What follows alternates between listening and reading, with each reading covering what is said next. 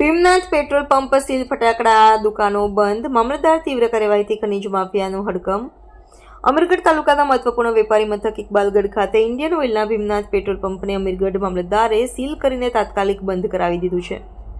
તપાસ દરમિયાન પંપના જરૂરી લાયસન્સ અને ડોક્યુમેન્ટ ઉપલબ્ધ ન હોવાનું બહાર આવતા આ પગલાં લેવામાં આવ્યા છે। મામલતદાર શ્રી બીડી કટેરિયાએ જણાવ્યું હતું કે ભીમનાથ પેટ્રોલ પંપના પરમિટ વર્ષ 2025 પછી રિન્યૂ કરાયા નહોતા અને માલિક બોન્ડિંગ પ્રક્રિયાઓ વાત કરી રહ્યા હતા। તેમ છતાં યોગ્ય દસ્તાવેજો રજૂ ન થતા પંપને તાત્કાલિક સીલ કરી દેવામાં આવ્યા છે। સમગ્ર કાર્યવાહી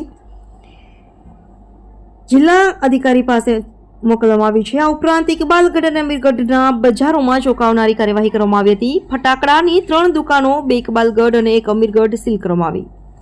દુકાનો ભીડભાડવાળી જગ્યાએ હોવા છતાં પ્રમાણભૂત પરવાનગી વિના ચાલતી હોવાનું સામે આવ્યું હતું।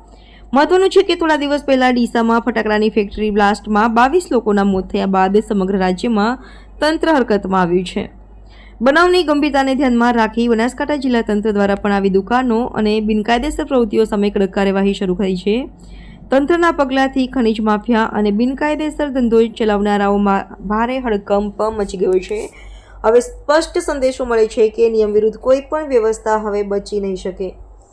અહેવાલ મુલરાજસિંહ ચૌહાણ, 24 ન્યૂઝ ગુજરાત, અમીરગઢ, બનાસકાંઠા।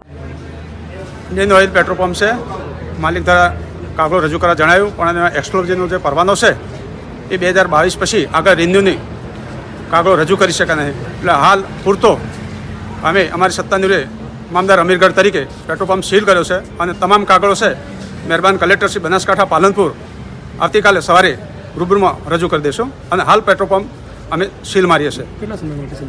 હવે બીજો કલેક્ટર સાહેબ આદેશ ના કરે ત્યાં સુધી પેટ્રોલ પંપ બંધ રહેશે। ઓકે।